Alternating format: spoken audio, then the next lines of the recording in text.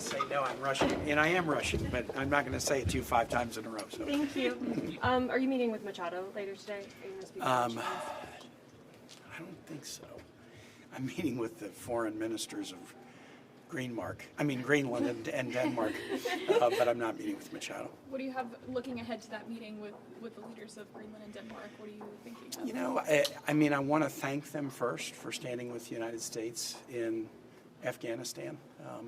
When we were attacked, Denmark came to our aid and sent troops there for 20 years. They had the 3rd highest casualty rate of any NATO ally. And I want to tell them that they should stand strong for their own sovereignty and not knuckle under to bullying tactics from this president. Do you think that I'll do everything I can to make sure that the United States never takes up arms against them as a longtime ally, and that they should not seriously engage even in negotiations about selling part of their sovereign territory, certainly not when they're being threatened and bullied with military action and other words of disrespect.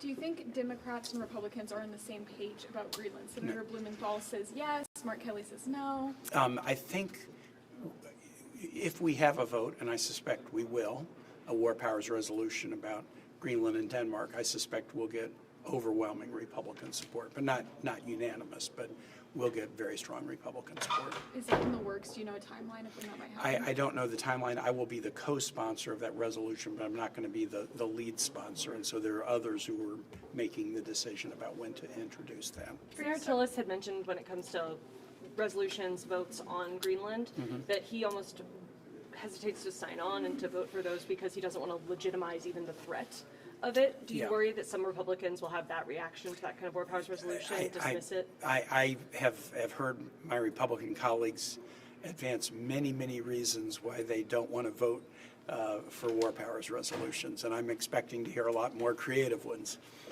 For your colleagues that are meeting with Machado later today, what message do you hope that they give to her?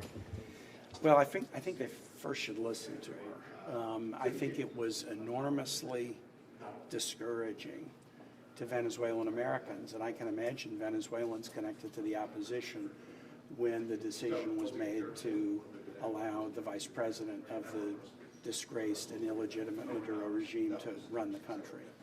And even more discouraging than that was President Trump's words that Machado was not respected enough to be allowed to run the country. The election result demonstrated overwhelmingly that Venezuela's desire was to put in the opposition that she has led.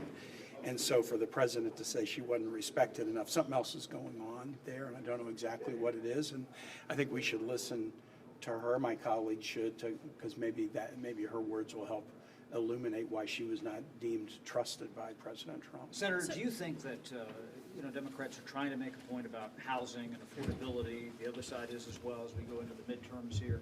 But just the idea that there's so many other issues distracting. We have ICE in Minnesota. We have Greenland. We have Venezuela. We have Iran. What do you do to focus that issue, to focus the public on those bread and butter? I don't think we need to. I think the public is focused on them, and they're wondering why this president is doing everything other than addressing what their concerns are every day. Virginians are worried about rising health care costs. They're worried about costs of housing, energy costs going up, child care costs going up, food and groceries going up. They're worried about all that, and they watch a president who seems to be focused on external adventurism. That's what Vladimir Putin does when he wants to take Russia's eyes off their economic woes. That's what the Iranian leadership does when they want to take people's eyes off their economic woes. They focus abroad, and it doesn't end well. And so I don't think that Virginians or Americans are fooled and distracted about these core issues. I think they're wondering why President Trump is sort of putting Americans last. What are you expecting from the Virginia legislature? Do you have a on the reaction districting to center? Trump's insurrection threat? Just another, he wants to use the military as his power. Thank you.